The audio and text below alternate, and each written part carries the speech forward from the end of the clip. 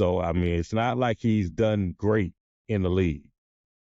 2 years ago, it looked like he was okay. Okay, we think he's going to develop. Last year, he regressed. In my personal opinion, Lawrence peaked in college.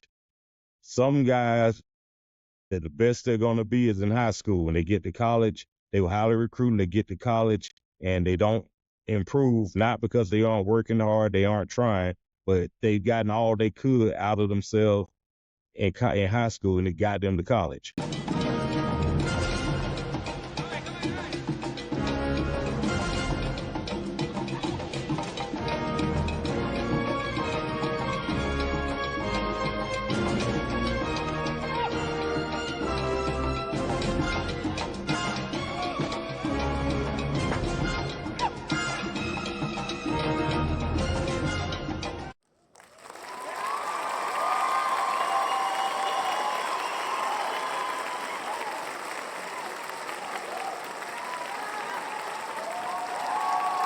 Welcome to another edition of Not Just Another Sports Show, also affectionately known as, and all you people know it as, No Jazz.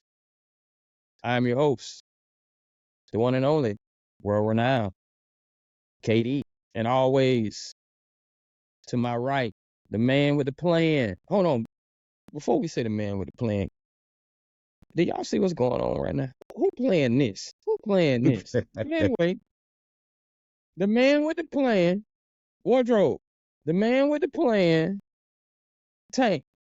Give it up for the people, Tank. Tell them how you doing, man. Been great. I'm just glad, like I said, hey, football season is here. Getting these games started gives me something to really do and really look forward to for the next 5 months on Mondays, Sundays, and Thursdays. Yes, And indeed. I can't wait. I What kind of time cannot game y'all wait. got this year? I think 4. Not bad. Yeah, I Not think bad. 4. Not bad for what a lot of people don't know in history. Steelers were actually asked, and I believe that in history, the Steelers were actually asked to represent as America's team. Yeah. Before the Cowboys, took it. It's kind of like,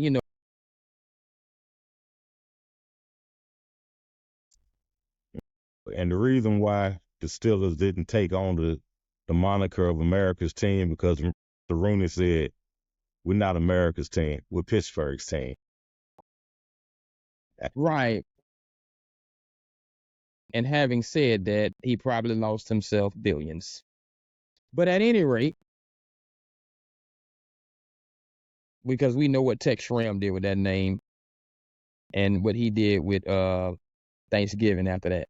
But at any rate, shout out to all of you for joining us, and make sure you hit that subscribe button and follow us on YouTube, follow us on Facebook, follow us on Instagram, follow us on Twitter or X at No Jazz. That's NO.JASS. Instagram, I think, is NOJ.A.SS, but you'll find it. It'll fall up under there. Hit that subscribe button. Email us all of your information, all of your feedback. Comment at the bottom of the video and let us know what we're doing right. Let us know what you would like us to talk about and everything like that. Before we begin, shout out to our sponsors. Now, we're going to get into the segment. We have a special occasion. We need a drum roll. I give you a drum roll. I give you a drum roll. Yes. Okay. We will be discussing today what we feel as analysts, as fans, our unbiased opinions on each division, each conference, and each division in each conference on their playoff or end of the season finishing and how they'll finish. And we're going to just dissect every one of those. Some we may have more feedback about, I'm pretty sure, by virtue of the apparel, and some maybe. But what we're going to do, we're just going to dive So sorry. We're going to dive into it. This is our 2024-25 season. Sort of kind of predictions in a sense. It's sort of kind of predictions, theories, projections of what we feel like from what we've seen in the preseason, what we've seen in the offseason moves, the development actually from last year, from where they ended in the playoffs to what they have expectations of this year, to say, this is how we feel, X team is going to fall. So to begin, I am going to start with the AF. And I'm going to begin with the AFC East. And I'm going to turn it over to Tank.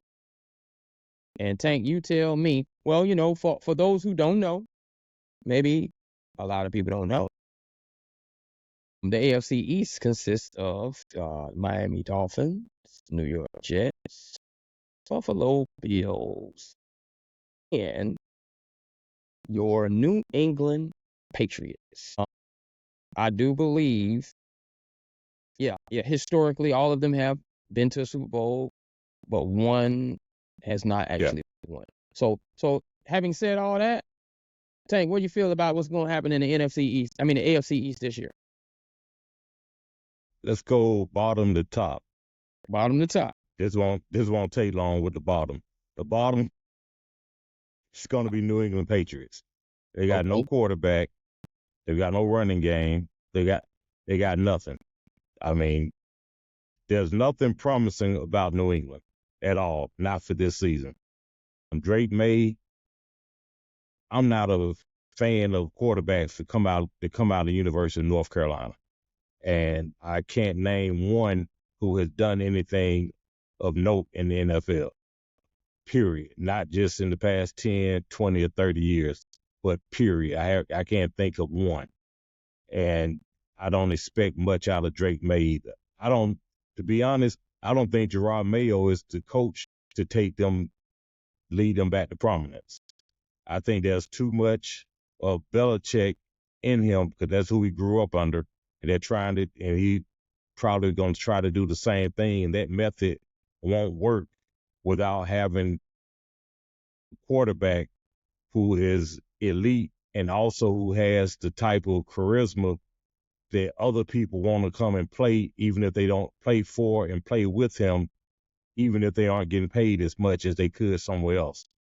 So that's who I've got in last place. The Jets, I have finishing in third, but probably tied for third or second. I've got the Dolphins in second, maybe a game behind Buffalo. I think Buffalo has enough residue left to pull it off. I think the difference for Buffalo will be finishing first is going to be Allen if he stays healthy, because people can say what they want to about him in the postseason or he had turnovers. I believe he's a top tier quarterback. But I think that the Jets, the reason I have them as third, even though they might finish with the same record as the Dolphins, is because I am not a believer in Aaron Rodgers as he's not what he used to be. He hadn't had a 300-yard passing game in years, which is like, wait a minute, that's Aaron Rodgers. No, that's Aaron Rodgers is more like L. Cid when they propped him up at the Alamo, and people would just be thinking, oh, it's him. We're going to lose because he's here. Now he can't just be propped up, that he has to actually produce. And I think he's going to hit the wall sometime this year. I'm just not a believer in the Jets. I think they've got good talent defensively, but I don't think their offense is going to click the way they're expecting it to. I just don't. I don't see it. I think Rodgers he's becoming more of a check down Charlie as opposed to a long ball thrower now. He still got it up here, but physically he's not quite. He's not there anymore. And the fact that he's coming back off of this Achilles injury, we need to see how that Achilles is going to heal, how it actually healed. He hasn't played during the preseason. We haven't seen any clips of him actually moving around. And has their offensive line been shored up enough to keep him protected? Because we know last year, 4 plays in, and it's all over. So I don't think I the don't think line it's has improved that much. Yeah, I feel. Yep. Yeah. As far as Miami should finish in second. I like Tua. I think Tua's a good quarterback. He's not. I don't think he's as good as what he's being paid as yet, but I do think that they will challenge Buffalo for division supremacy. They've got a running game. They got receivers. They got a passing game. The offensive line is good, and the defense is coming around. So they will probably finish. I figure they'll finish second in the division, but it'll probably be only within a game behind Buffalo. I think Buffalo's defense is going to be what's going to get them over the hump this year. And also they're going to have to use Cook more running the ball since they let all their receivers go. And Coleman, he's going to have to be a dynamic rookie.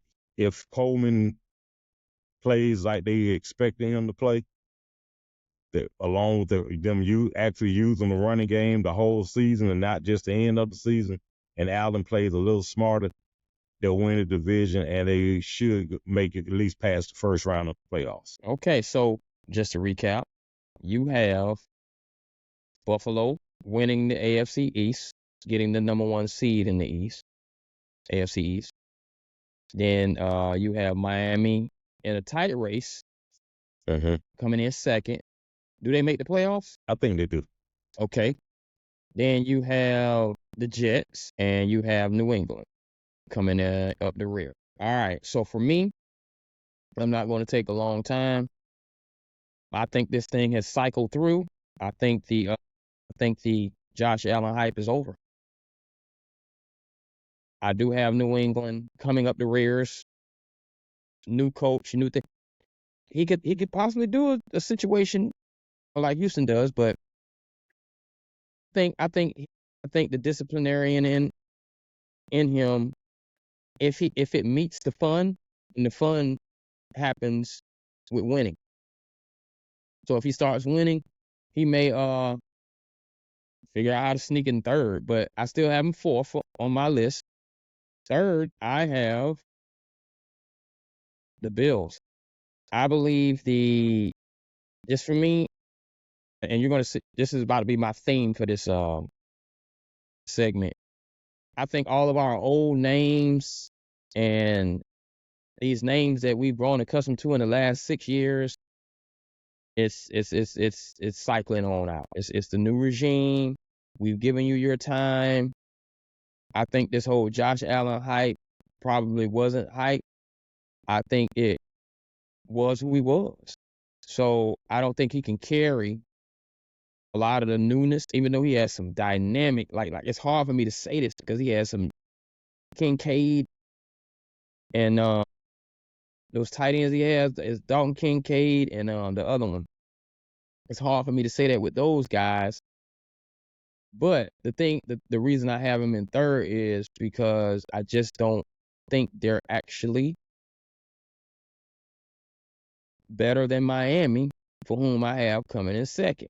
And I have Miami sneaking in the playoffs. I actually disagree with you with the Jets because I believe the Jets have been hearing the chatter and they're young. I believe the Jets defense has been hearing that chatter for the last 2 years. And I think they felt themselves say, y'all always talking about Pittsburgh. Y'all always talking about the Ravens. We got a defense over here too. All we need is half a quarterback that can manage this game, and we'll be okay. And I think Aaron Rodgers,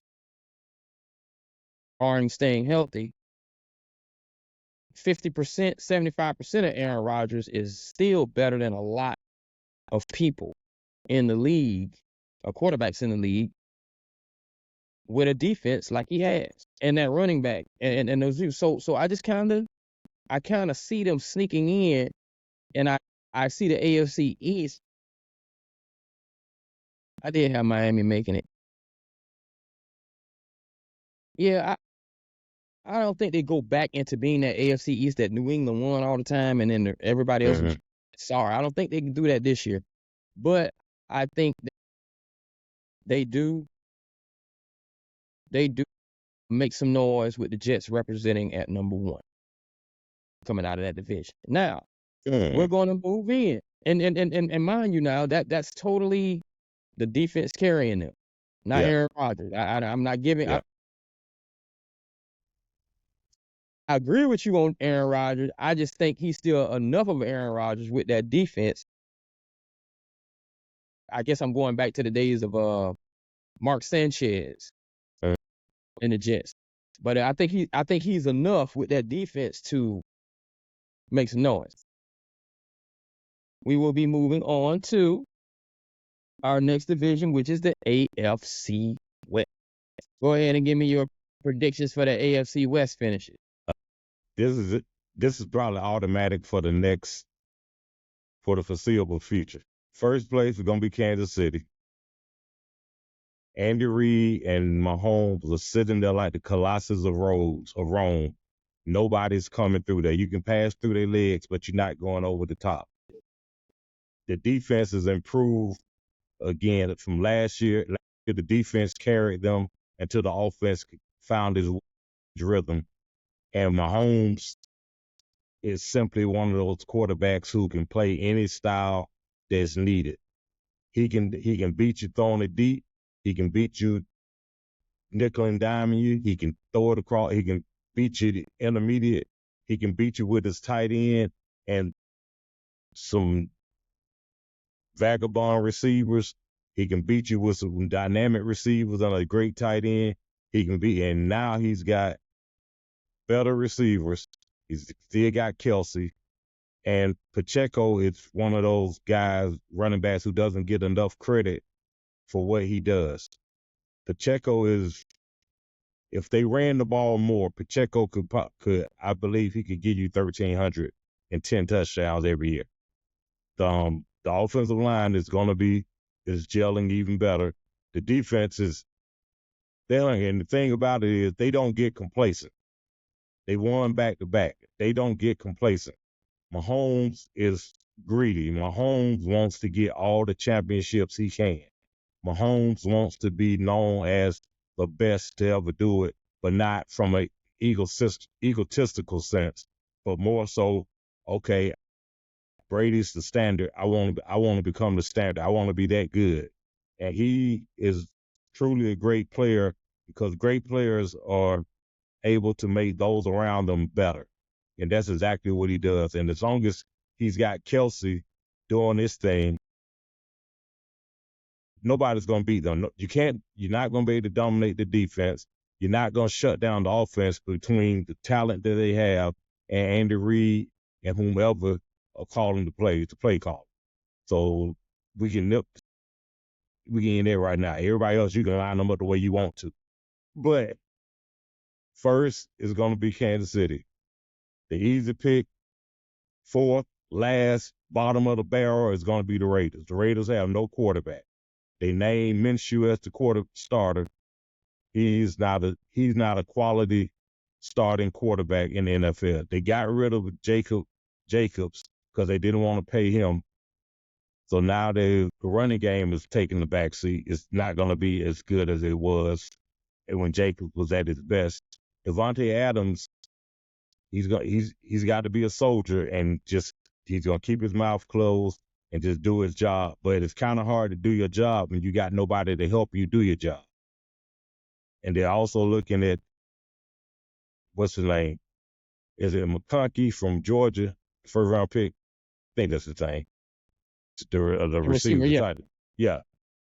They're gonna be expecting him to step up real quick and give them more than one weapon to throw the ball to. The defense is gonna be, it's gonna be decent. Great, no. But the defense is not gonna be good enough to win games for them.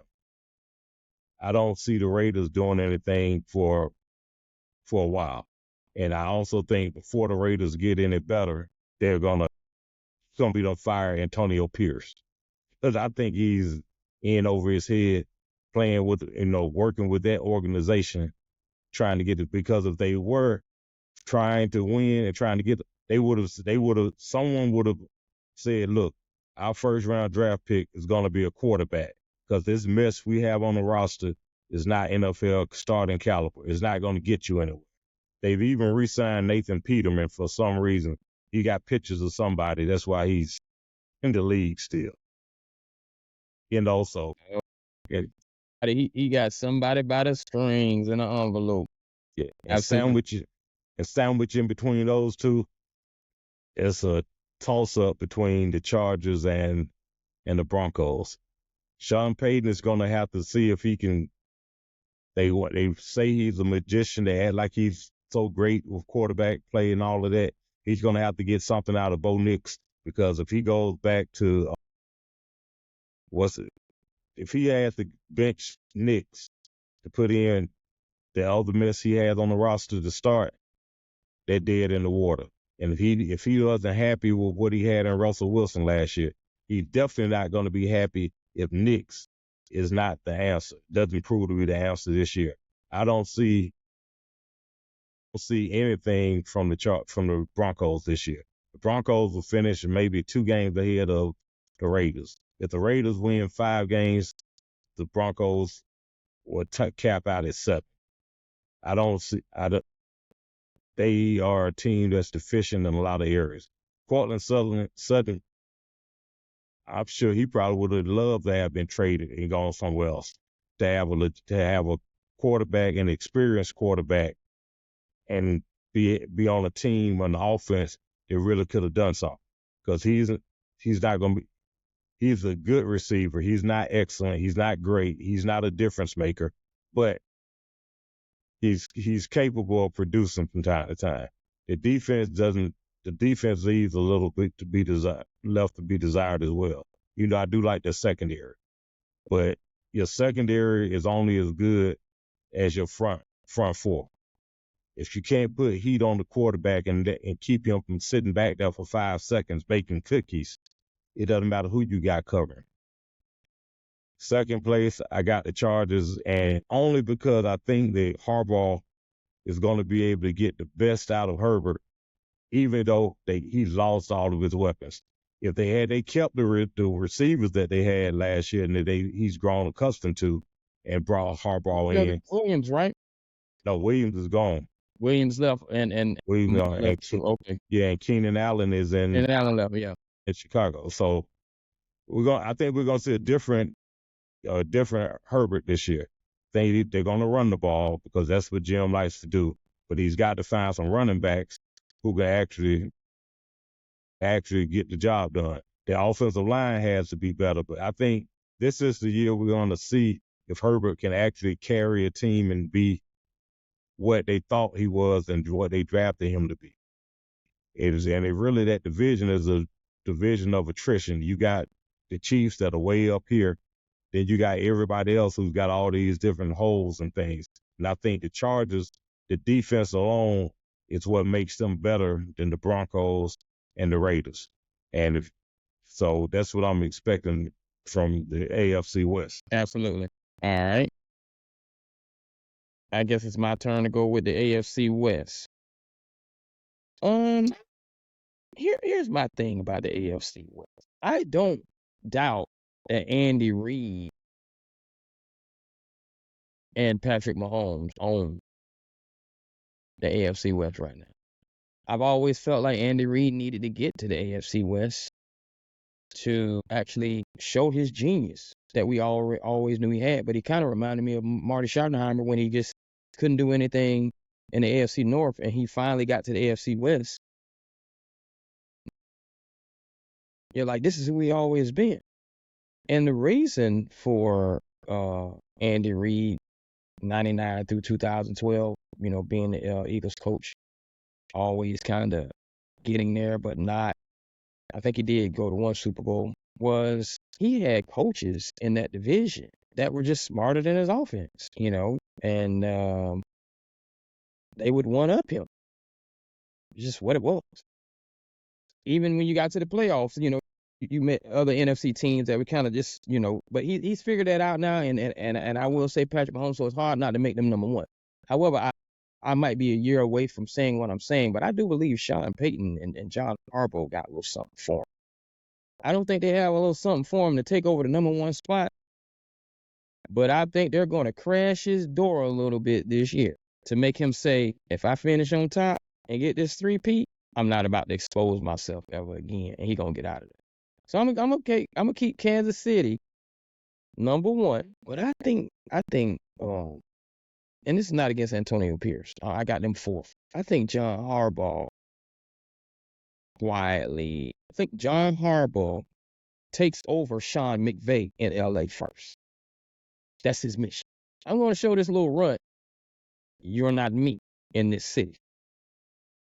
Because I know there's an internal LA rivalry going on at SoFi, or SoFi, however you want to say it, which has them, even with what they're losing, feeling like we need to figure this thing out, because it's some things going on with them putting in some packages for the safety, the play on off, so there's some innovation going on and some things happening. So I got Kansas City, the Chargers second, and I think the Chargers go 1 of 1 with Kansas City. And it's not going to matter, but I think they go 1 of 1. They take one, I think they both hold home court, or they both take each other. Something's going to happen. The John Harbaugh thing, and I got Sean Payton, because I just think the Raiders are that bad coming in 3rd. But it's hard for me to say that it won't be Sean Payton who does what I'm saying John Harbaugh will do. But I know both of them by 2025 and in 2024. Jim Harbaugh. Jim Harbaugh. Yeah, John is in Baltimore. Jim Harbaugh. Sorry about that. Is going to they're going to make some noise, and we're going to come back next season, even if Reed is there, because you said from here on to the next. I think they're going to put some kinks in that armor and make them, because here's the thing about that too. When you draft for your division first. So Sean as well as Jim are going to draft to neutralize Andy Reid and Kansas City first, which is what's going to make them better. And if Sean finds out Bo Nix can actually produce in the NFL, it's going to get ugly. And Jim has something in his back pocket. And I think he's even willing to trade his quarterback if it don't work. But if it does work, see, I think I'm willing to take second in this division to keep him. But at any rate, that's how I have it. I have it Kansas City, San Diego, Denver, Raiders, AFC West. Now, before we go to the next one thing about the Chiefs and the thing you talked about, Reed or whatnot, the one thing Reed is seen and he's gotten accustomed to now is having a number 1 wide receiver. That's what really held him back all those years in Philly. He never had a legit number 1. He always had 2s and 3s or 3s and 4s. He saw what Tyreek Hill could do, but they just didn't pay enough money. Now he's got enough. I think Marquise Brown is going to do some things. And you think Xavier Worthy? Xavier Worthy is going to give him something also. But I don't see Reed going anywhere after they win 3 in a row, if they win 3 in a row. But go ahead. All right. We'll see. They're going to put that kink in his armor. He's going to pull a Phil Jackson. I'm going to leave a guru. And he might, he can do a Phil, or he can do a Pop. Because Popovich, I'm just kind of paralleling in the NBA. Popovich stayed and found out what he wasn't. Stayed a little too long. Because your conference, your division puts a kink in your armor. Yeah. You can do a little bit. So I see that happening, regardless if he stays or not. And he might take it as a challenge. Oh, y'all think y'all can catch up with me? Cool. All right. Moving along. And I was supposed to go in alphabetical order with this one, but I'm going to go AFC South. I'm going to let you pull up the rear. Okay. You're going to go AFC South, and now go ahead. It's going to be an interesting division because you got the Texans, who people are expecting, who look like they're ready to rock and roll after what they did last year. but last year is not this year. Last year they were able to sneak up on some people. You didn't know what what they were going to have at quarterback. You didn't know what the offense was going to look like. You didn't know what kind of job the new head coach was going to do. Now you got an idea of what you got to work with. Colts, I'm not a fan of Anthony Richardson. I'm just not. What I saw from him at Florida did not. He is one of those guys who did. Hopefully he doesn't turn out this way. I'm hoping he does well. I don't want him to be a bust. I don't know. I never want anybody to be a bust. But his production in college wasn't anything to write home about. It didn't warrant him going in the first round. Now he tested out of the gym at the combine. So he basically rolls up to be a first round pick because of what he did at the combine. So he might end up being, if he doesn't produce, he could end up being the offensive version of Mike Mamula. And people know Mike Mamula, he wasn't anything in college, but he tested out the gym at the combine, and all of a sudden he rose way up, got overdrafted, and did nothing. But I got the Texans winning the division by default, not because they're great, but they have too much talent on both sides of the ball, offensive and defensive rookie of the year. They have too much talent to fall off to where they've got these three lesser teams overtaking them for the division. It's not that they're just that great of a team, but everybody else in the division has glaring weaknesses. The Colts have a glaring weakness at quarterback. We only got to see him for 4 weeks, and he ran a little, he threw a little, and during the off season, during training camp, when they were scrimmaging, doing the combined joint practices with Cincinnati, the Cincinnati defenders were saying this about Richardson. Wait, is that all he does is run? Because he wasn't throwing the ball. He wasn't passing. He wasn't doing a great job of passing the ball when they had those inter squad scrimmages. But he was running. He's a big boy. He's got a lot of speed. He's got a strong arm, but he's not accurate. He's got to show that he can go through progressions and read defenses. We got to see that from him because he's got very little experience as a starting quarterback. He started 1 year at Florida. He started off last year, 4 weeks or so, and now he's basically a rookie again. And that team is not talented enough to carry him and go through the growing pains with him and still be competitive every week. So I got the Colts finishing in third. You got the Texans, you got the Colts, you got Titans, Jacksonville, and Titans. The Titans, I see them in last place. I'm one of those people. I like Will Levis. I don't know. I think maybe it's maybe the swagger that he plays with, and he's got that strong arm. Right.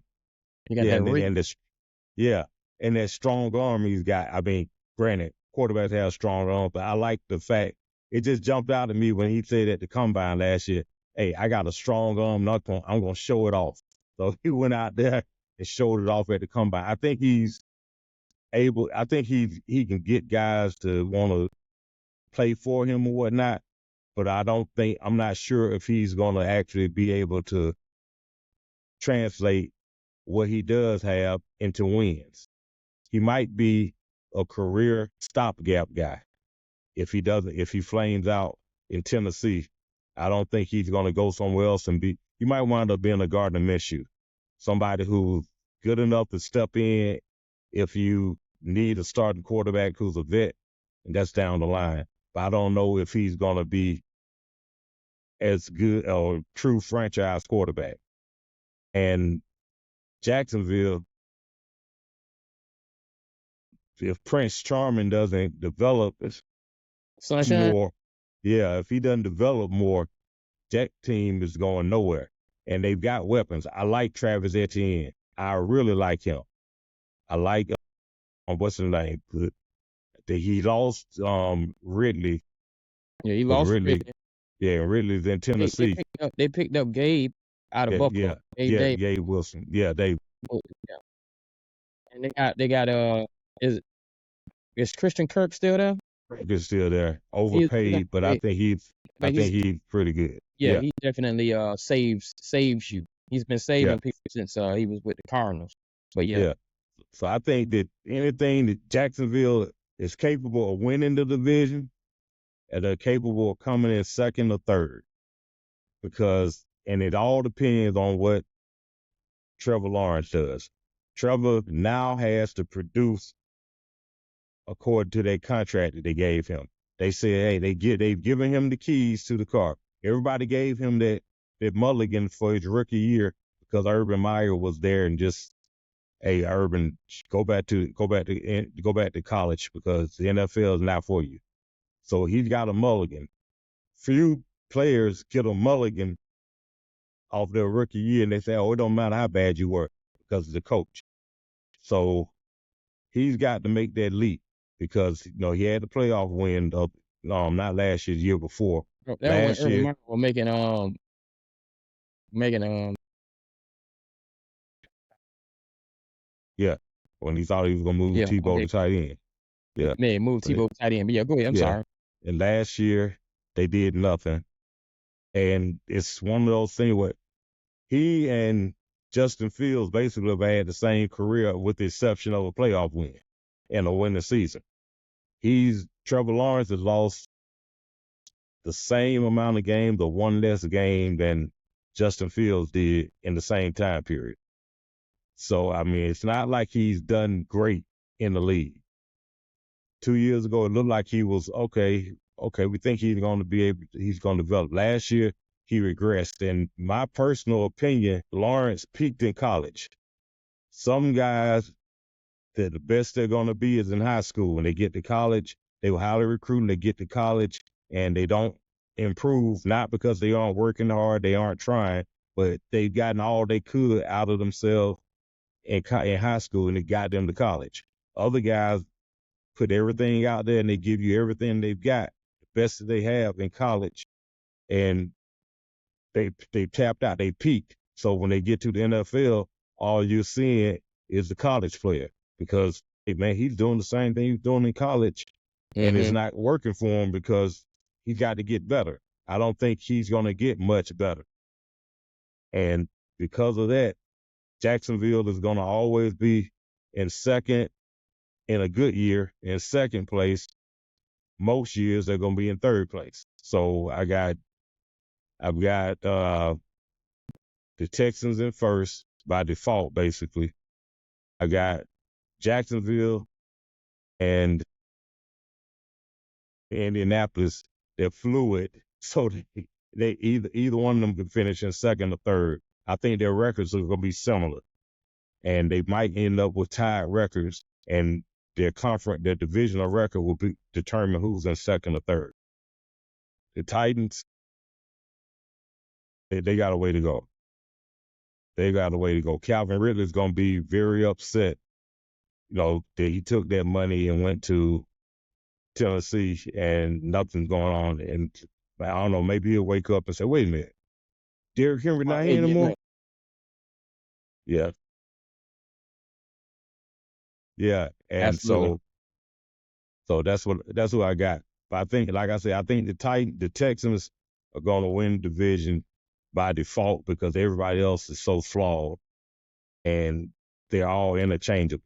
I don't think none of them have the talent overall that the Texans have. The Texans will win by default and by their talent, but I don't think the Texans are about to make that jump to be in the conference championship game either. Okay. I'm going to go with the salty taste in the mouth and put the Colts to be the top in the AFC South. I think Jonathan Taylor, I don't know how banged up he is, but if he can Jonathan Taylor, if he can give me a little bit of Jonathan Taylor, Michael Pittman can give me those few games he gives me, because AR-15, just like everybody else, just like Justin Fields, who for 3 games was breaking records, just like we had a 2-time MVP that we said Why didn't he just go back to doing what he does and he might have won the AFC Championship game? Run. So even with AR-15 being green, he's been in the locker room still a year. He mentally is a professional for a year.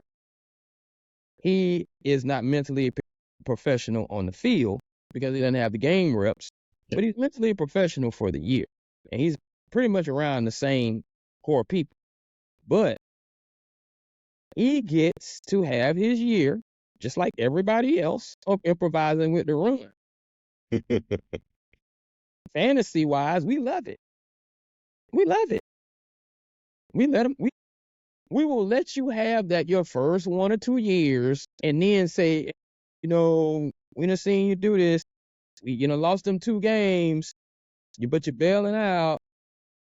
Eventually, pure football is going to come, and you need to start passing, and you're going to see that you need to start passing. And I'm not saying it doesn't happen, but no one has film on him, and he gets the opportunity to do that. And the reason I'm saying salty taste in their mouth is because are we really talking about Houston if the head coach doesn't do the bonehead play at the end at the playoffs against Houston? And the clock runs out. And if AR-15 was in that game might be different. They played him head up. So I'm going to say the salty taste in their mouth is the Indianapolis Colts are going to catch Houston on a Cincinnati-type hangover. But that's not to say CJ and them boys and everybody they hadn't said, hold on now, don't get too happy. I think the chip on their shoulder of last year, knowing that y'all getting all them accolades being the AFC South team, y'all beat us by a bonehead play. Y'all beat us by poor clock management. That's it. I don't know of those 3 plays. Well, that was a few years later with a few years prior with the one bonehead play at the end. Yeah. Then you got he almost hurt himself in the playoffs. Dan Campbell with the going for it on 2, Yeah. but and then even with that clock management, it was like he dropped the ball or something. So they have an argument like, watch that play over and over and over and over again. We beat it, but we beat ourselves first. So I'm gonna have them sneak in at number 1. That's my and I'm not low on Houston at all. I'm not low on Houston at all. I want to be wrong. I'm just saying that they got a chip on their shoulder. I got Houston coming in second, but I have both of them in the playoffs. And Houston in a wild card game gets their vengeance on losing the division in a playoff game. Then coming up the rears, I think there's just enough talent in Jacksonville to be better than Tennessee. And that's all I need to say about them. But Lawrence does need to have a good year because he gonna end up in some kind of 3-way trade. Yeah, somebody thinking they can fix him. Somebody gonna think they can fix him, and it's gonna be, do we take him or that in Tennessee or something like that coming to 2025? So I think that again, I just don't buy the Richardson thing yet. I got to see him for a whole year because I can go by. Yeah, got it. Because I don't think the intangibles of what he has is going to cover up all the deficiencies that he has. But Jonathan Taylor, I like Jonathan Taylor. I think Jonathan Taylor's the top back.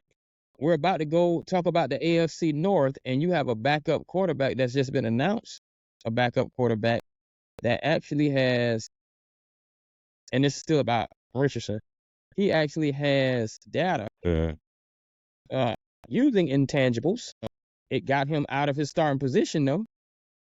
But, because like I said, everybody gets that. Everybody's going to get that year to do that. And I think he has the talent around him to where those intangibles going to have him move further along than you expect. And then then it catches up with you in the playoffs like it did Lamar Jackson. Right. That's what I'm saying A.R. Richardson is going to get. Now, moving on to the AFC North. They're not finishing first.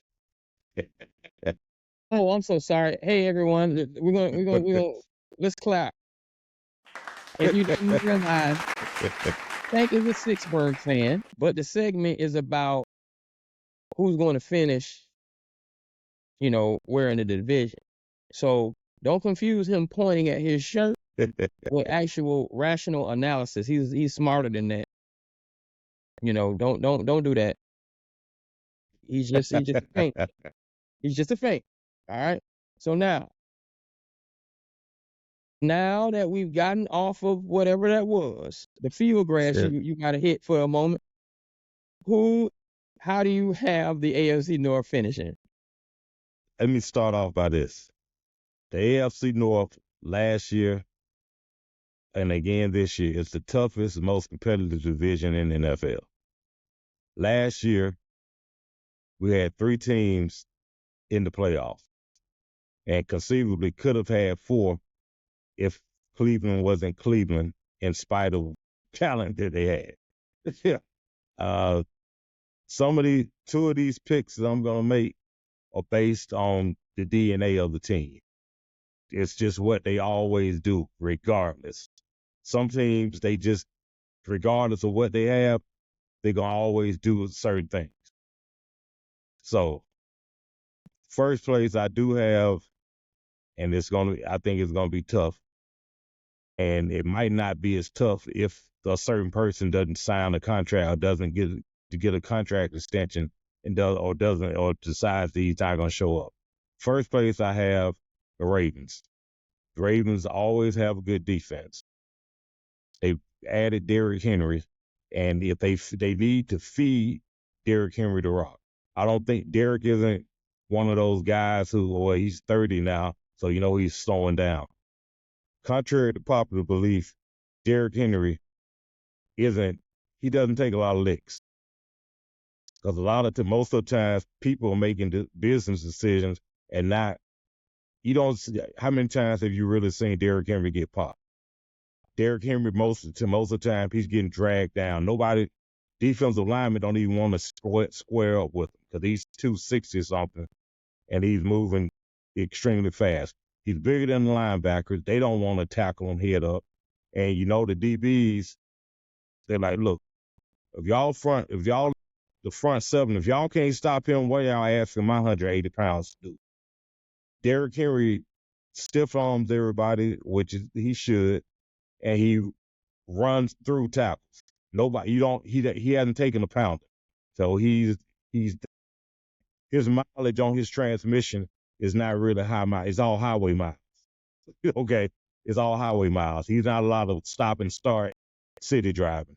So I believe that if they use Derrick Henry the way Derrick Henry ought to be used, Lamar is going to be in a position that he doesn't even have to drive the car. He can just keep it on the road. If Lamar gets to they're getting to the playoffs, and they will need to just do whatever it is that got them there. Last year, they tried to do something in the playoffs and try to outthrow Mahomes. You're not going to do that. You're just not. If you in a shootout with Mahomes, you're losing anyway because that means he's scoring a whole lot. Mahomes doesn't miss.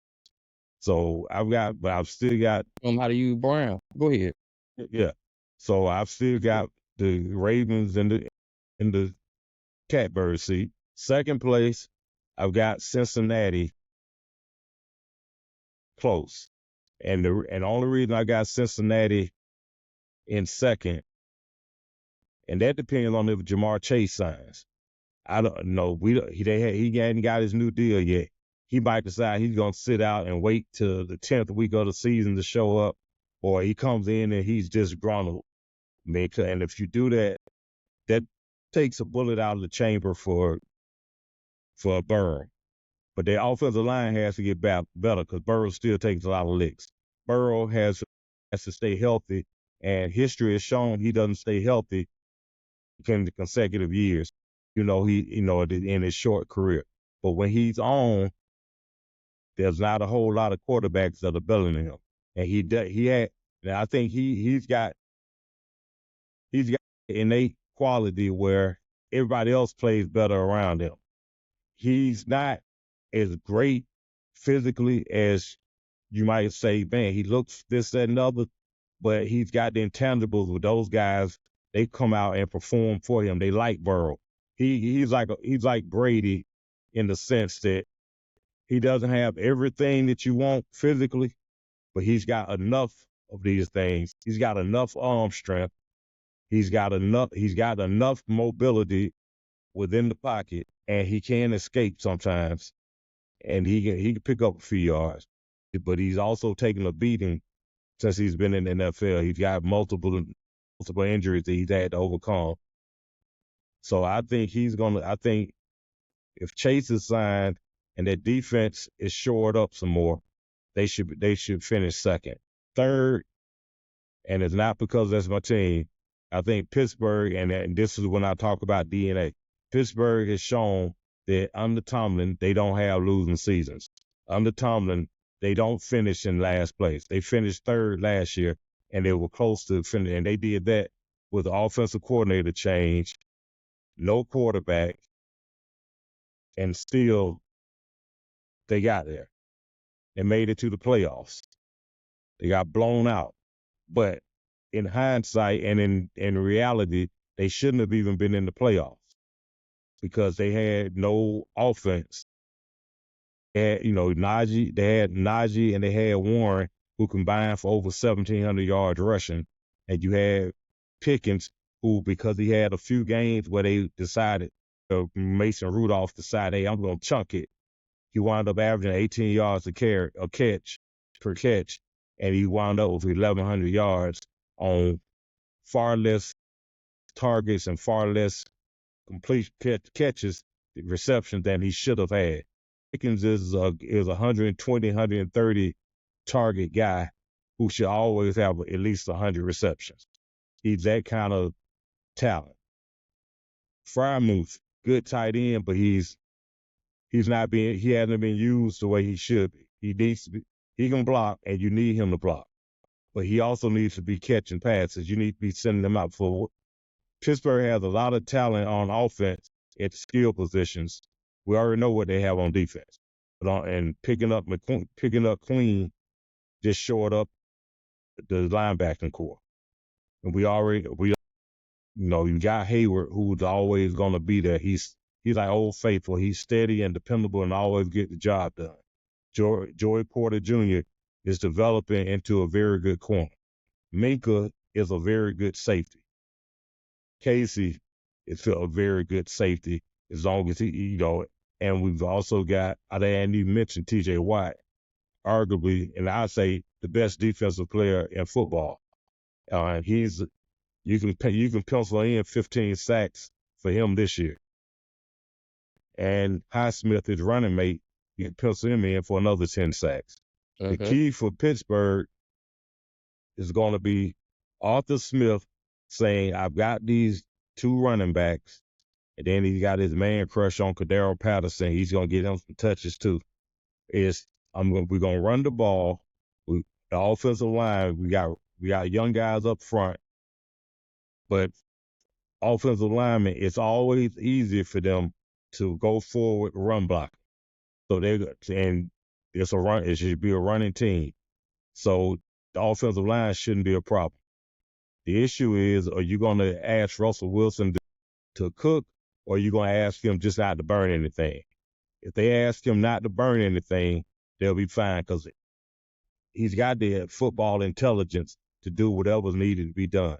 He's got declining physical abilities, but he can still get the job done.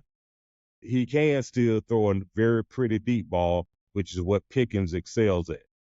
He's named the starter, and he should have been named the starter, regardless of what you might think that Justin Fields had, because even psychologically, you can't put Fields in with all the trouble he's had and yank him in 2 or 3 weeks because he's not getting it done, and put Wilson in. And if Wilson gets in and he falters, Fields' confidence is shattered, and you're like, okay, we couldn't do anything with Fields, and he's a much better athlete. So why do we go back to Fields when we started off with him? You're better off starting with Wilson. And if things don't go south, putting in somebody who can make plays with their feet and give the defense something to worry about.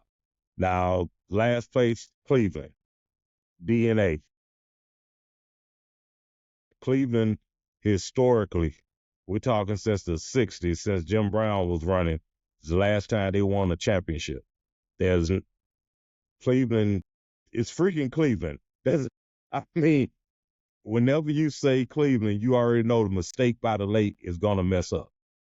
Deshaun Watson, is he going to be the Watson for that 1 year that they win the playoffs in Houston, or is he going to be Deshaun with a whole bunch of garbage yards? And the running game, Chubb is going to be out for a few weeks because he's still recuperating from his third knee injury, serious knee injury, since he's, including the one he had when he was at Georgia.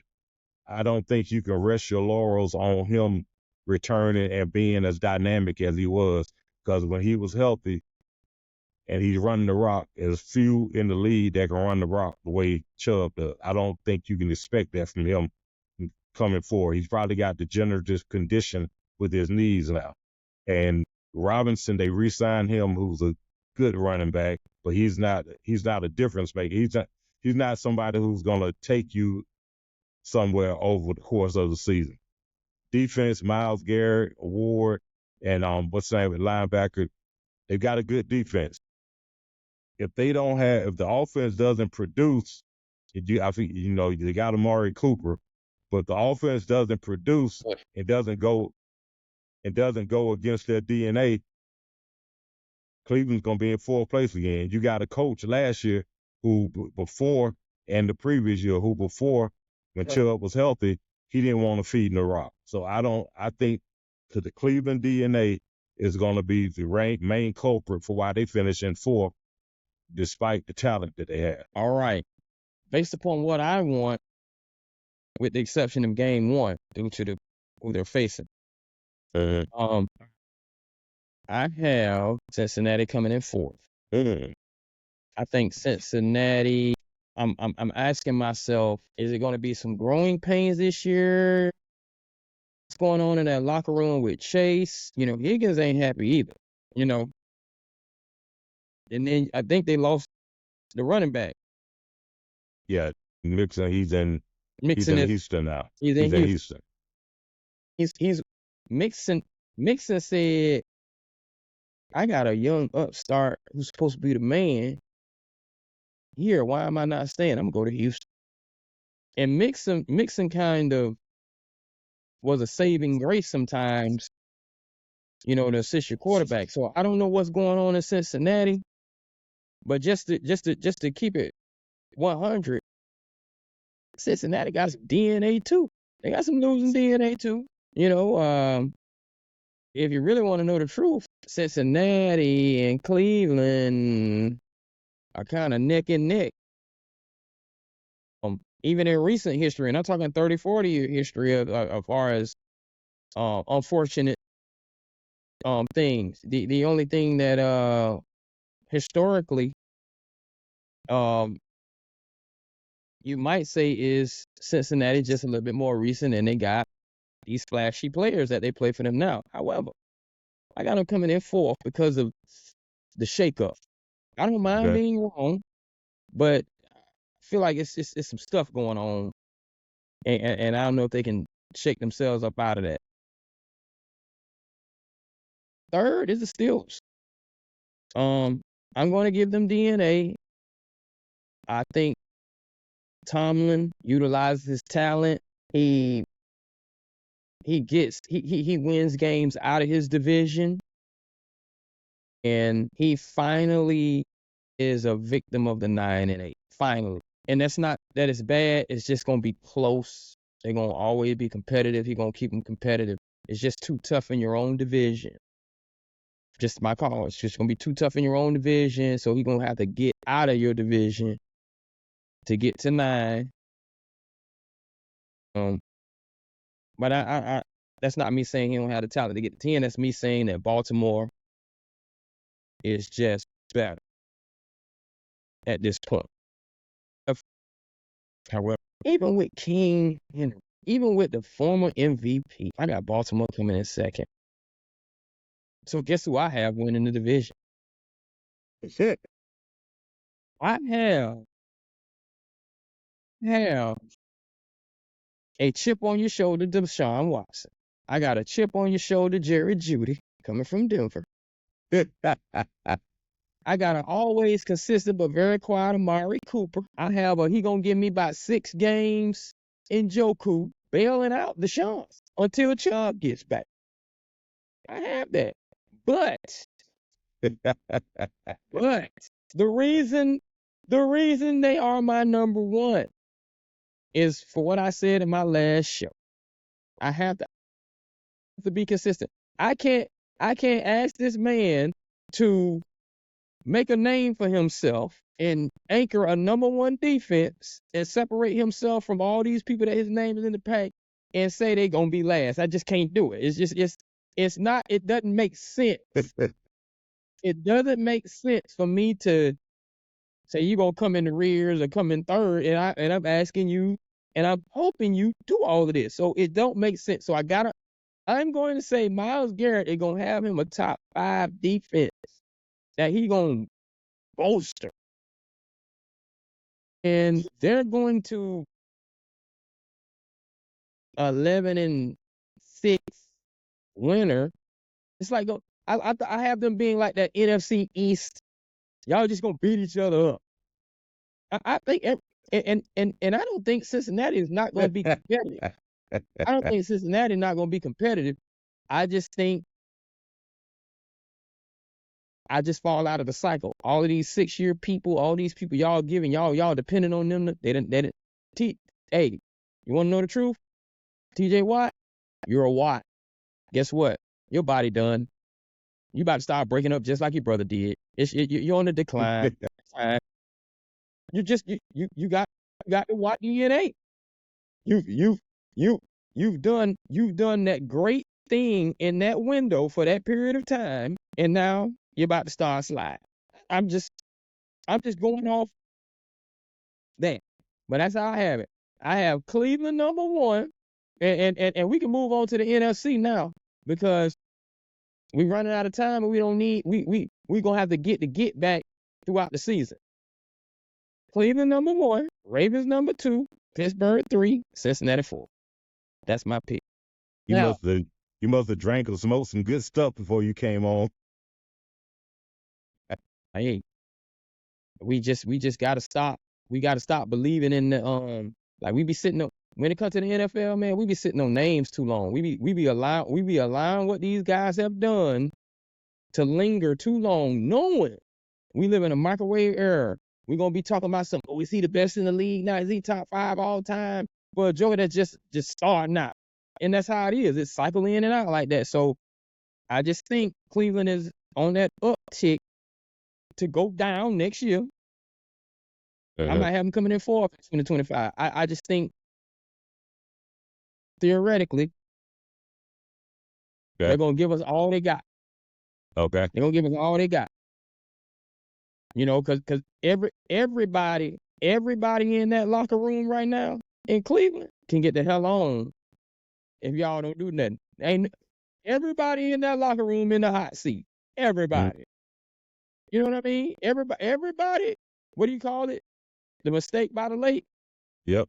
Everybody gonna have a job at the Rock and Roll Hall of Fame as a door attendant if they don't do something. I'm serious. That's just, it's the motivation. Now, moving on to the NFC, because we started with the AFC East, so we got to start with the NFC East. Now, you go ahead and tell me what's going to happen with the NFC East, Tank. Last place, NFC East, the Giants. All I have to say is Daniel Jones. That in itself lets you know why they're going to finish in 4th. And I don't even want to say 4th place. Just call it like it is. They're going to finish in last place. Because 4th makes it sound. Second. Yeah, 4th makes it sound like, oh man, they was in it. You know, they just missed out on the bronze. No, y'all going to be in last place.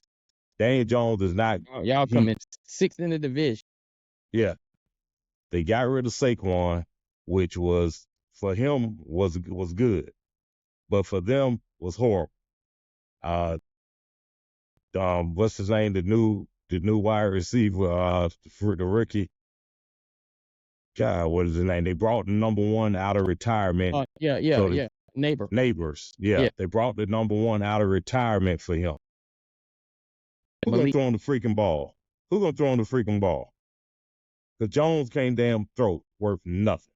He doesn't have accuracy. He can't read a defense. I don't know.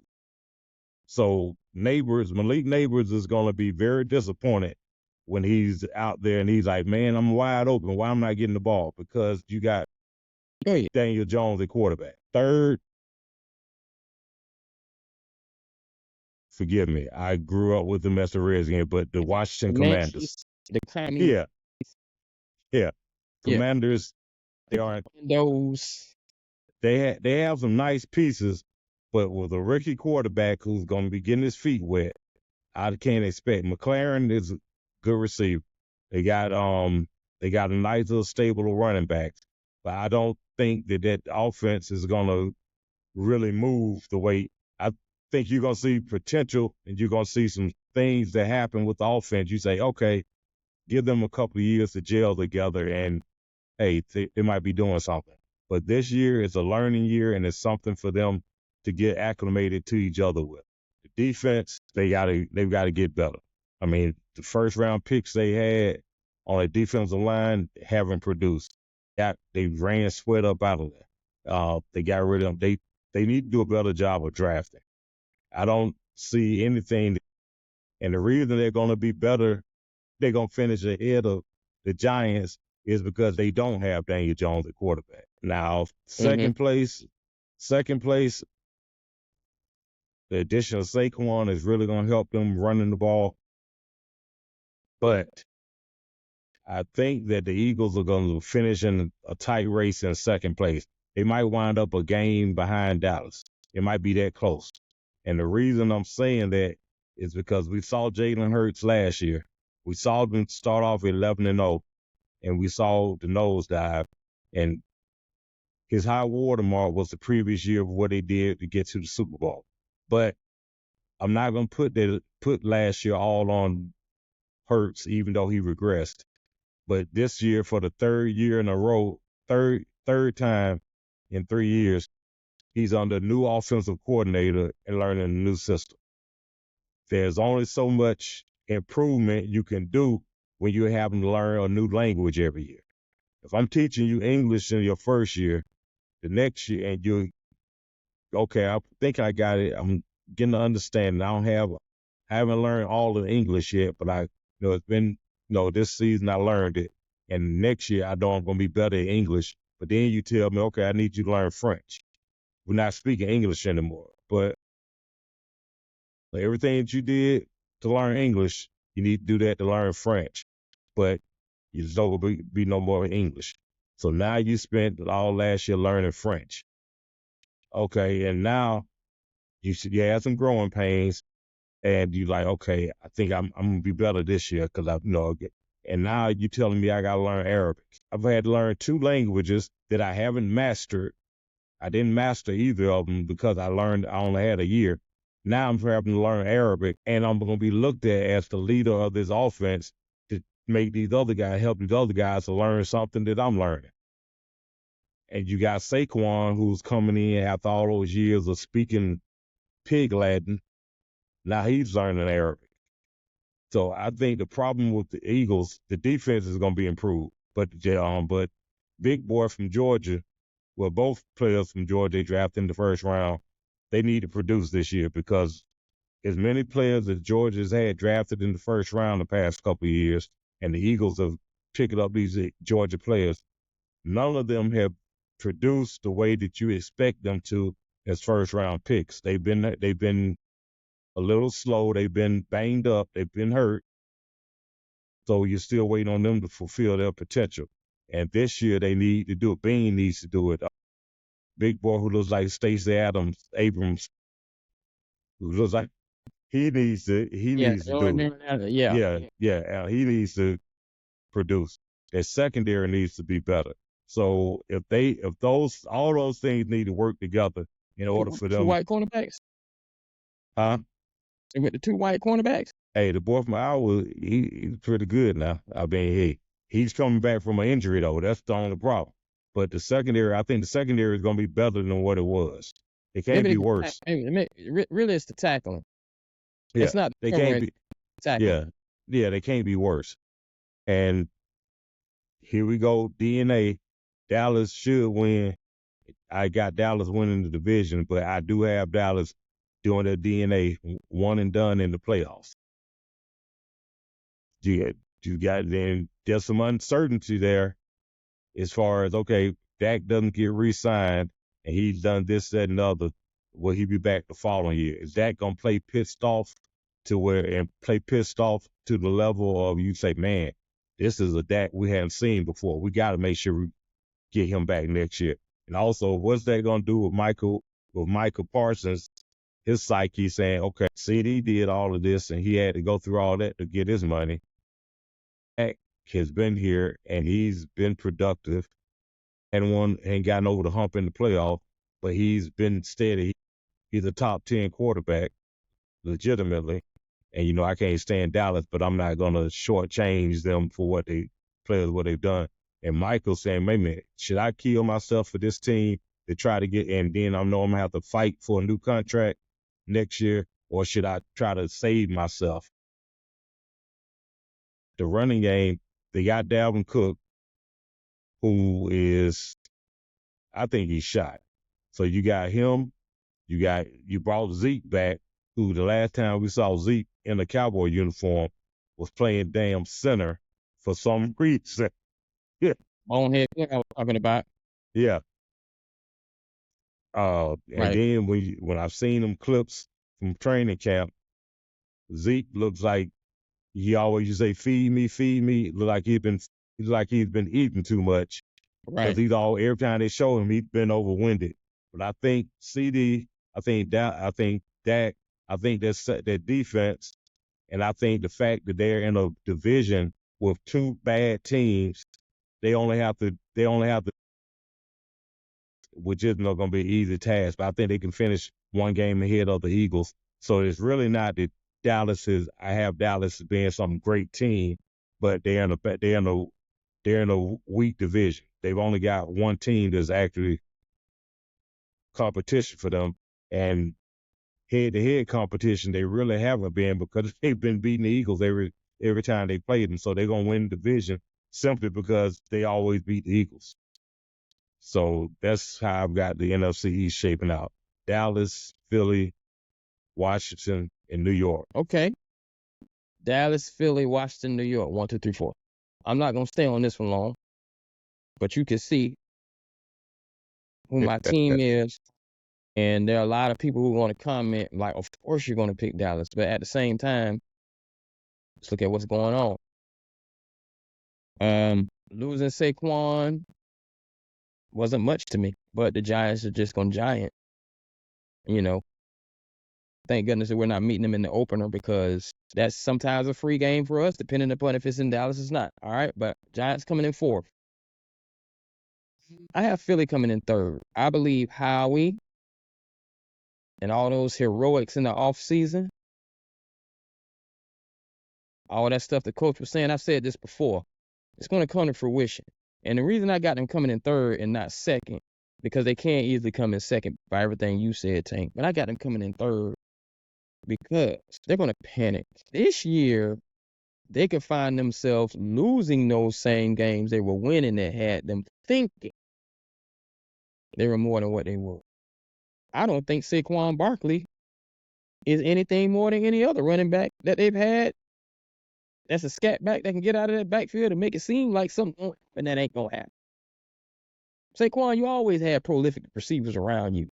Technically, my man Tank says Daniel Jones can't throw Neighbors the ball, but guess what? The Giants always get talented receivers with okay quarterbacks, and them boys just catch.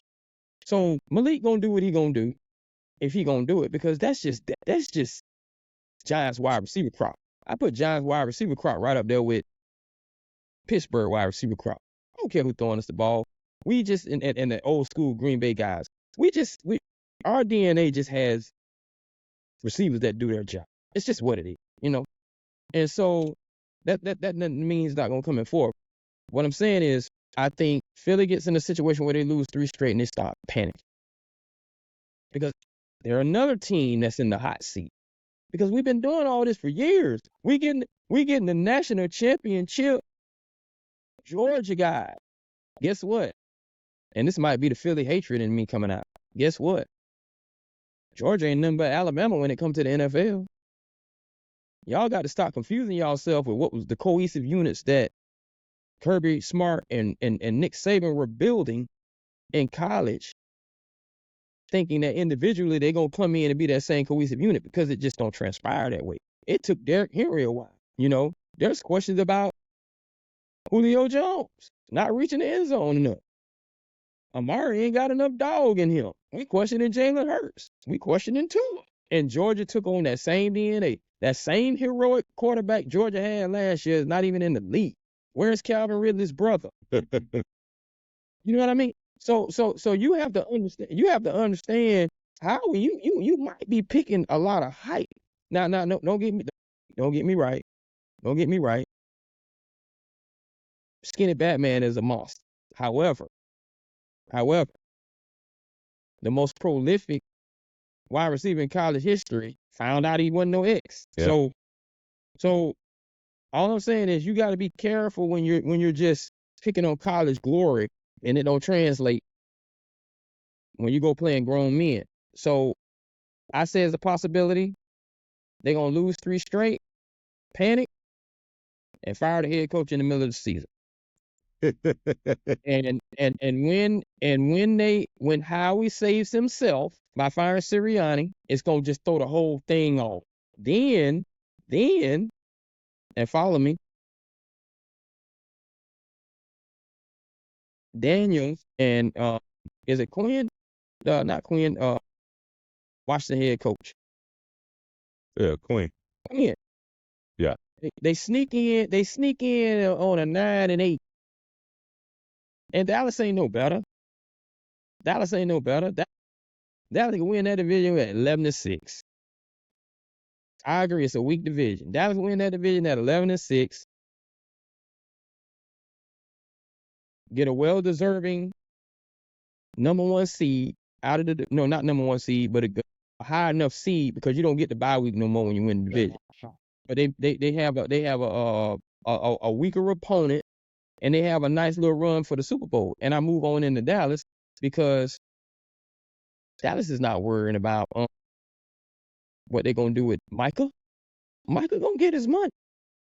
Micah, guess what we did for you, buddy? We barring injury, because injury takes a lot. We shored up the front for you. Now you have help. Now you're not getting beat up. So you need to get back there. We think you're gonna get back there. And when you get back there, we're gonna give you your glorified points based upon what you did 2 years prior and last year. We're gonna give you your glorified contract. Why? Because we're not keeping Dak. Did you see what happened this weekend? There are 15 QB prospects coming out of college. 9 of them kind of straight.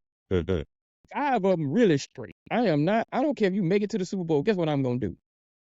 Micah, if you make it to the Super Bowl, and I know I'm saying a lot, Dak, if you make it to the Super Bowl, guess what you just became? Trade bait. Free agency. You're going to free up the money. I am not going to lose any sleep over, and I don't think we'll get him, but combine, they may fall. I'm not going to lose any sleep over Ewers, possibly, over Sanders, Cam Akers. I am not going to lose any sleep starting over, because I got a 25-year-old wide receiver who, by the time he's 28, my rookie quarterback, first rounder, that we're going to figure out how to get a trade to get, might even dibble dabble and play with Mike a little bit. Who knows what he do? I don't think you allow yourself to win a division. Dak do all he can in theory, because it may not happen. I'm just saying in theory, Dak still hadn't had a Super Bowl hangover. Dak still hadn't had an NFC Championship hangover. We'd have seen Dak go 8 years doing nothing in the postseason, who can get in the postseason, get paid, and have a hangover, which means the hangover means you lose a year, and you ain't going to get but 3 years. Mm. So I got 2 years left, and you may come back, or you may come back to Dak, but you still 32, 33. I'm not taking them chances. Get as far as you can with us. It's been great. Did you see what happened? Did you see college football, barring any injury, did you see college football Yep. quarterbacks this year?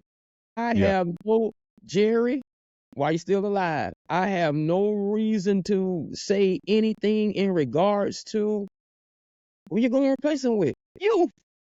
That's his name. So, having said all that, and a lot of this is with feelings, I'm picking the Commanders second because I'm kind of tired of it. I'm tired of Philly and their fans with this fake rivalry. We don't even care about each other. Let's be real. Our rivalry is with the Commanders. The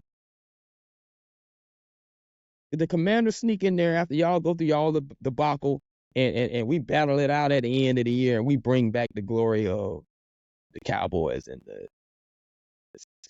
Commanders. 1-2. Jets.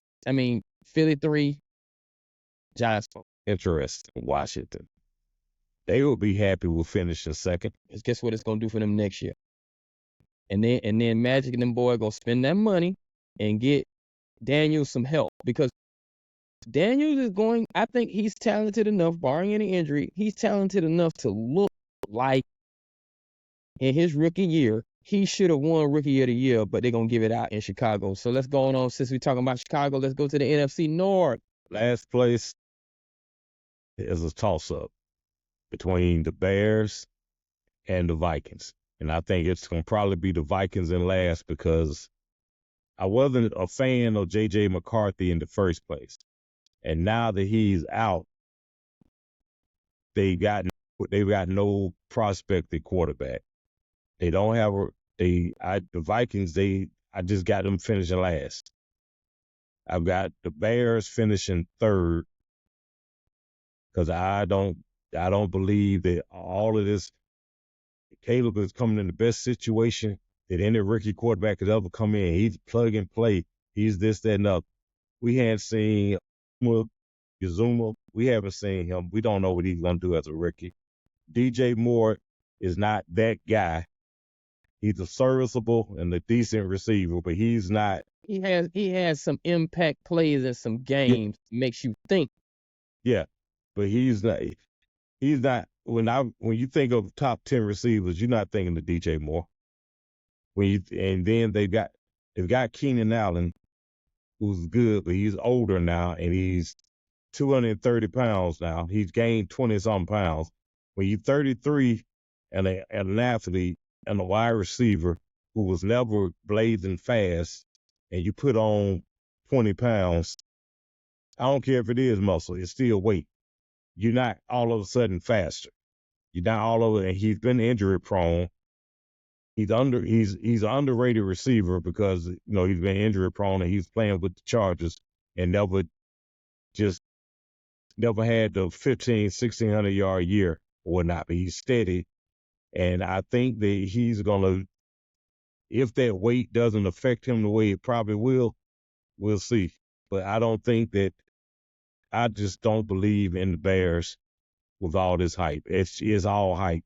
We don't know what Caleb Williams is going to do. All this, his NFL comp is Patrick Mahomes, because he can do this, that, and other. I don't know. I think he's one of those quirky. He's quirky. I don't want a quirky quarterback, especially as a rookie. I need you to come in, be focused, be about your business. I don't need you coming in saying, I understand you looked at to be the leader of this team, but I don't need you coming in telling guys when you ain't played a snap, hey, y'all need to clean up this locker room. Y'all need to clean the locker room, but it looks like a pig pen, well, call the elitists or whatever. The Bears have staff who get paid to clean up the locker room. Okay, so miss me with that. You make sure you know how to. You make sure you know how to read these defenses. You make sure you know how to go through your progression. You know how you make sure you know how to protect yourself instead of getting laid first time you decide you want to leave the pocket because you want to do something pretty. I'm not a believer in the Bears at this point in time. I'm just not. DNA, they've yet to have a quarterback throw for 4,000 yards in the season, and I do not think, and it's not going to happen this year. It's not going to happen. If Caleb Williams throws for 4,000 yards, that means they had a rushing total of about 300 yards as a team. There's no reason for him to throw 4,000 yards and put all that on him. I don't see that. But second place, we got who else? We got the Pack, and we got the Lions. The Packers are young and hungry, and we need to make for them the receiving core they have. They're young and hungry. They're all young. They're in an ideal situation for their offense to grow because they've got all these young boys who are a receiver and a quarterback, tight end, who are gonna grow old together.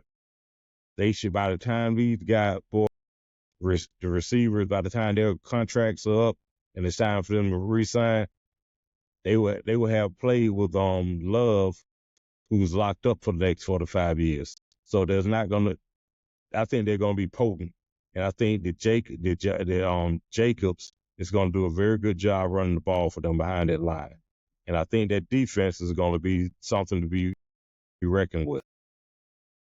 That being said, I don't think they're in a position where they're gonna overtake the Lions if the Lions are healthy. I think Goff is feeling it, and not ego-wise, but hey, I'm finally loved, I'm finally appreciated, and I'm finally being recognized, and I'm being accepted for what I contribute, and that I am a good quarterback. Because Goff has always been a good quarterback, but because he was drafted so high, people thought that he was going to come in and just break record. Goff has a winning record as a quarterback. Goff has taken a team to the Super Bowl. Goff has taken a team to a conference championship. Goff, Twice. could have been in the Super Bowl last year had it not been for if your coach decided he's going to do some stuff and had not been for that dang messed up call. But I think that, and they've got two good running backs, which is something that you need. And the defense is coming along. The defense is going to be better. The secondary is going to be better. I think, and Hendrickson, the defensive end, is very good, and he's coming on. So I've got the Lions first, the Packers second, but close. And that could flip-flop. We're talking about maybe 1 or 2 games between those two. I got the Bears third, and I've got Minnesota bringing up the rear because they're in rebuild mode. They are rebuild mode. And I'm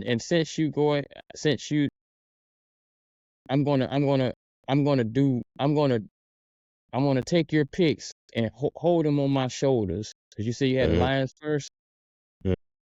I totally agree.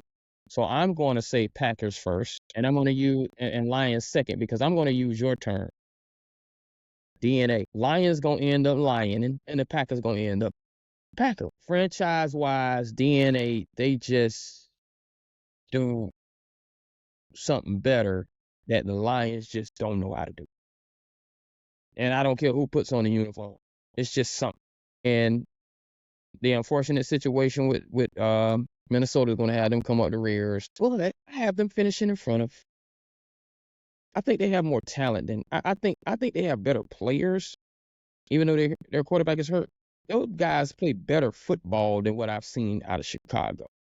So I'm gonna pick them in third and Chicago last. But I think Buddy gonna have a decent year because they want him to. You know what I'm saying? They don't want to make it wrong. We're going to see all the flashes of what he can possibly be. Because I'm going to tell you something.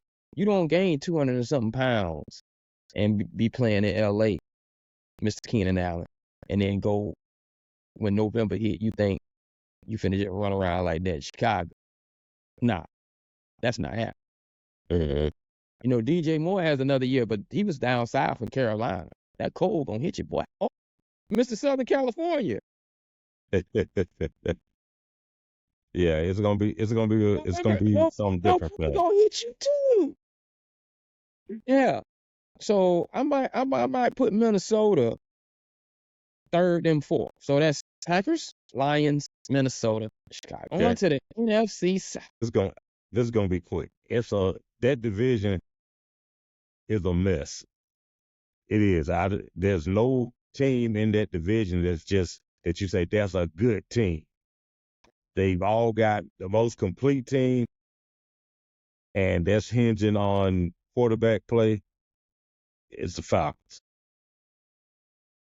I got Carolina finishing last. I don't think they've done much to improve, but they've got to do something to help Bryce out. They've got to. Bryce, I remember in college I was looking at him and I said, man, he looks small. But then when you saw him in the NFL, he looked little, man. I mean, he looked Right like there. he's a little kid, from Pop Warner who the high school decided, hey, why don't you come on and we'll let you run a couple of plays with us because you look like you're gonna be good in a few years. He's 12 years old and everybody else is 18. Right. I got to see if he can take a pounding because he's gonna take a pounding with that team. I got Carolina finishing last, and I think Bryce is gonna can be a good quarterback, but he just might not be a good quarterback in Carolina because they got too much work, too much they need to do in order to put them in a position to be successful. I got the Saints and Tampa battling it out for second and third. What school is Bryce from? Alabama. Back to my point, but go ahead. Saints, I think Carr has peaked a long time ago. There's nothing that Carr does great. Carr does things fine. It's nothing that he does great. And there's nothing in New Orleans that's very good. Tampa, you can only hang your hat on the fact that they've won division back to back. But they got Mike Williams. Godwin's still there, but I've never been a believer in Godwin because he's either hurt or I don't. Yeah, I don't Godwin. believe. Godwin, Yeah. Evans. Yeah. And Tampa's defense is pretty good. It's not great, but it's good enough for them to finish second. Good enough to win that division, right? Yeah. I think the Falcons should win the division because they're in a messed up division. And it all stems on if Kirk Cousins is not too gimpy at 36 coming off of a torn Achilles when he was never mobile in the first place. And it's just hard for me to look at Kirk Cousins coming there and them saying he's what's going to get us over the hump because Kirk's got one playoff win. So it's not like the Falcons went out and signed. It's not like the Falcons went out and signed the old version of Aaron Rodgers. They signed a guy who has been great at getting paid and has been serviceable as a quarterback. He puts up good numbers for a guy who was drafted when he was drafted and has hung around. And I think that Drake London is, so he looks like he can be a good receiver, and Cousins can get him the ball. But the key factor for the Falcons offense is Kyle Pitts going to show up and show why he was drafted so high as a tight end. Absolutely not. And he's got to do that. And the running game, Algier and Bijan Robinson, they need to feed Robinson. Last year they stopped for whatever reason. I would be feeding Robinson the ball until his tongue dragged. The Falcons do not need to come out and just be trying to sling the ball everywhere. Come out, establish the run, get London the ball, see if you can get Pitts the ball. And defense has two safeties who combined for 50 interceptions in their career. So they are able to get the ball. They do have ball hawks back there, guys who will also hit you. They got A.J. Terrell, who's a very good corner, and he's ready to take that next step, which will put him up there. It talks not just among people who really know what's going on with the game, but general conversation with A.J. Terrell. He's top 5 corner in the league. He needs to make picks because picks is what puts you on people's tongue. The reason why Diggs, who gets beat a lot and gives up a lot of yards, but the reason why people mention him is because he had those 11 picks that year. Oh man, he gives up a lot, but he's gonna make picks. Terrell has to make picks. Their secondary, two solid safeties, a solid corner. It's not a big deal on who the other corner is because you got safeties that can help. And they got a good linebacker. They got decent linebackers. And Grady Jarrett needs to anchor that defensive line. So I got the Falcons first, Saints second, Saints and then Bucks interchangeable, second and third. But give me the Bucks second because Baker is a better quarterback than Derek Carr.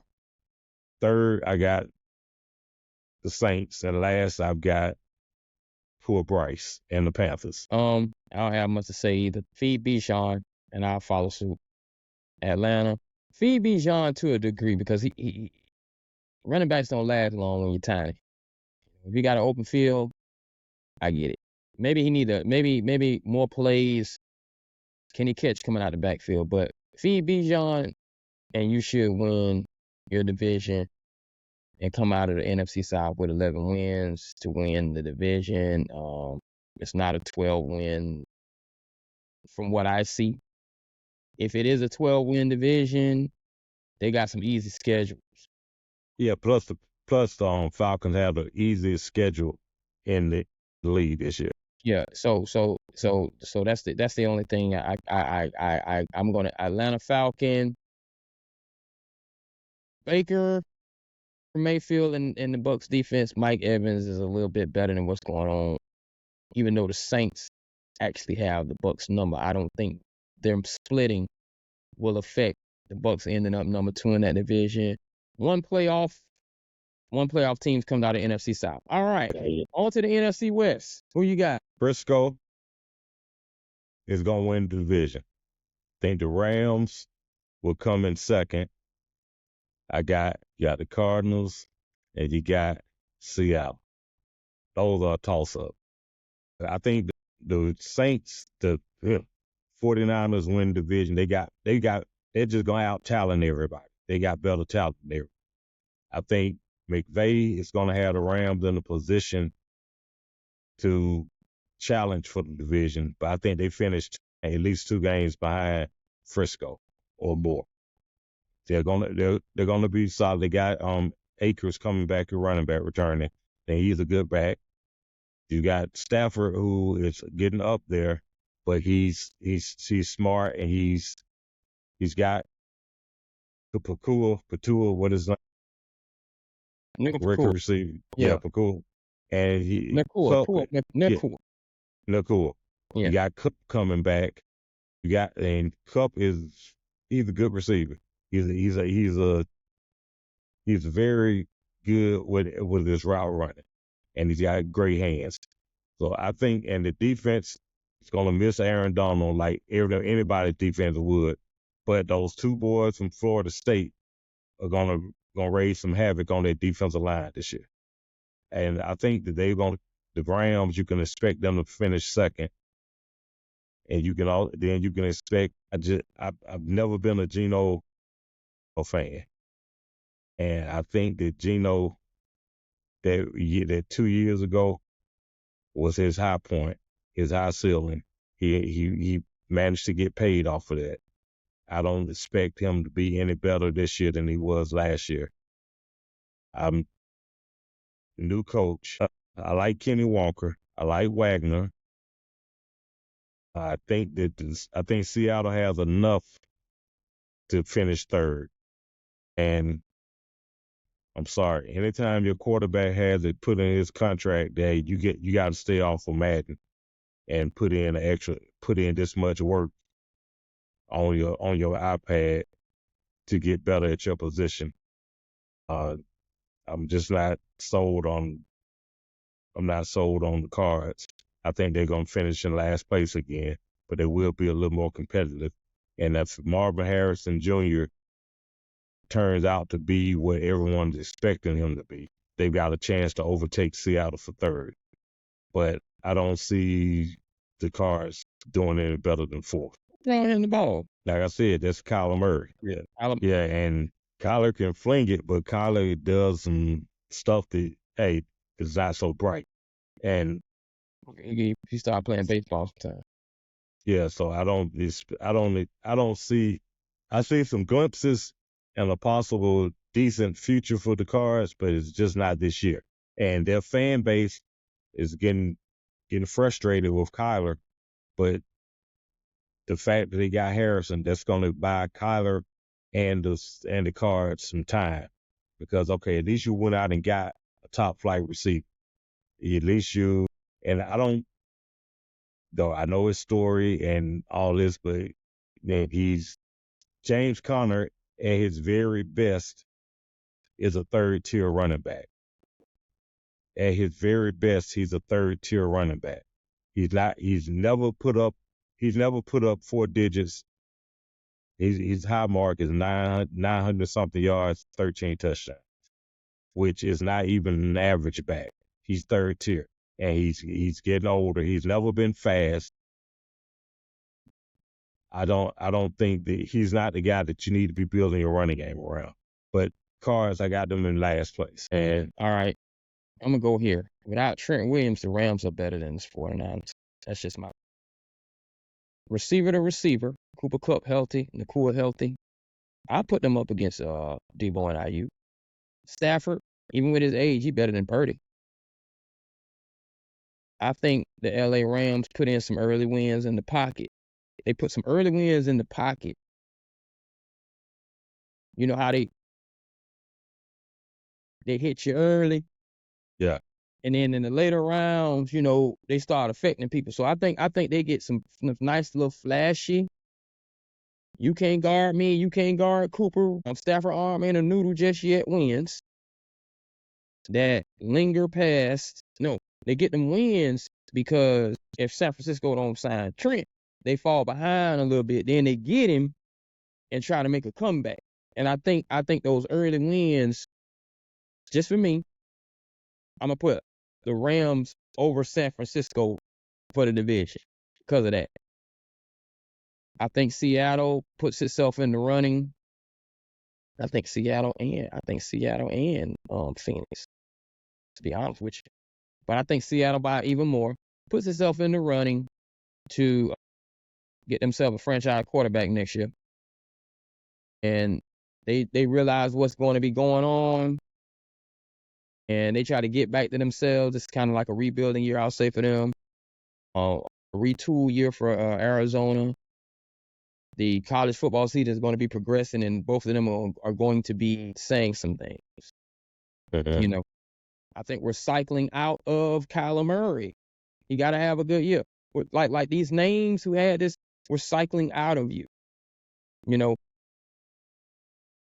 If Lamar didn't make it to the playoffs and win MVP last year, I don't care how far he got, he was going to get cycled out. And so Kyler Murray, and I don't expect them to have an MVP year. It's the cycle. You're in that Tua cycle.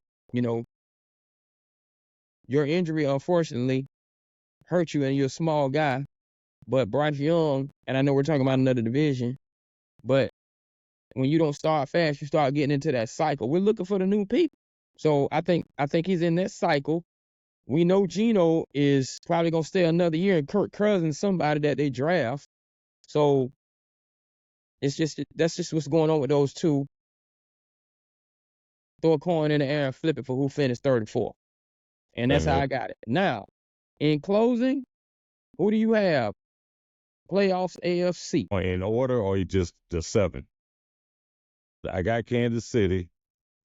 I got Baltimore. I got Cincy. I got let's say the Texans, and I've got what am I missing? What division am I missing? I got Baltimore, Cincy, Kansas City. It's not in order. I think that Now you got not you're not missing the division. Buffalo. It's gonna make Yeah. Buffalo. Buffalo. Who gonna be somebody gonna produce 2? Yeah, Buffalo might. I think Pittsburgh can squeeze in. They'll be 7. And I got one more. It's not going to be the Chargers. It won't be the Raiders. It won't be the Broncos. I got Miami and Buffalo in there. I got Pittsburgh, Cincinnati, and Baltimore. Then we got, the Texans. That's 7, isn't it? Yeah. That's 7. Yeah. All right. For me, I'm going to sticking with my picks to stay consistent. Definitely Kansas City, Cleveland, Baltimore. So that's the 2 coming out of the AFC North. So, and then Jets. I got the Jets getting in there. That's AFC East, AFC South. The Colts, Houston, and I'm gonna put y'all in there. Mhm. I'm gonna put Pittsburgh because y'all gonna do that backdoor sneak in and possibly bring somebody some trouble. I just don't. You know what? I got to take y'all out. Miami. They're my Okay. 7. All right, Miami. Yeah. But y'all, it's possible. Now, NFC. I got Dallas. I got Detroit. I got Atlanta. I got that says 3. 12 divisions. I got Frisco. Then you come back to Philly. Then you go Green Bay. Then you go, that's 6. Yeah, that's 6. Then you go probably barely the Rams. That's 7. Rams. Barely. 'Cause it's attrition. I mean, it's only 1 coming out of the South, 2 to come out of the East, 2 come out of the North, and 2 coming out of the, oh yeah. You got Detroit and running Green Bay. Green Bay. Yeah. All right. I only have I got 2 coming out of the. All right, so I got coming out of the South. Okay, here go what I got. No particular order. Cowboys, Lions, Rams, San Francisco, the Falcons. Did I say the Niners? Yeah. I said the Niners. Okay. The Packers. 6. Well, you had Washington in 2nd. I had Washington in 2nd because the Eagles coach got fired. But I also had Washington in a mediocre situation. So I'm gonna make the Bucs Okay. mediocre situation better than the Commanders, and it's gonna be a head-to-head point differential type of situation. Okay. That's it. Okay. In my 7. No Eagles. When you all go, subscribers, when you all go back and look at this, y'all gonna be like, boy, by week 6, that KD was gone. But I'm going left field because I just feel like if you look at what I'm saying, and I don't care, I'm not explaining this to anybody, I'm cycling out. Now, that's all I'm doing. A lot of people are making their picks on it's time for them to do stuff. It was time for them to do stuff 2 years ago to me. Cycling out. Okay. You know, I'm cycling into the new situation. It's time. And so that's where that is. But this has been our NFL pre-season. Who's going to make the postseason? Who's going to win the division special? It's been great. And at the end of this, I want to give a shout out to all of our subscribers. Make sure you hit that subscribe button. Make sure you Follow us on Twitter, Instagram. Follow our Facebook fan page. And hit us up on the email. Let us know what we're doing. Let us know how you feel about what we're doing. Please comment at the bottom. Hit those links. We are here for you at No Jazz.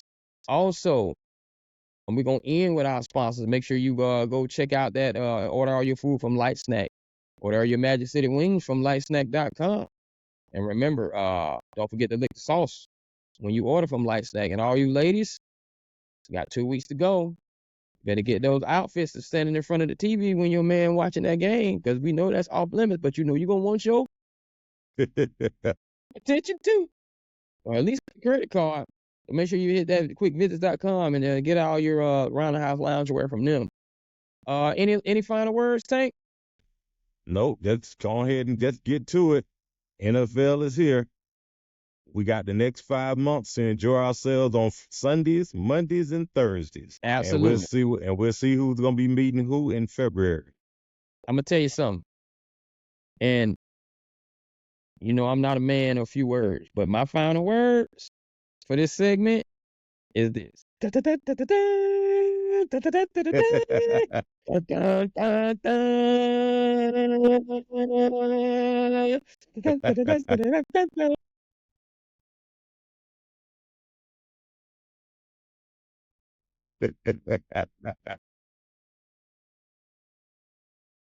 Yeah, I'm ready.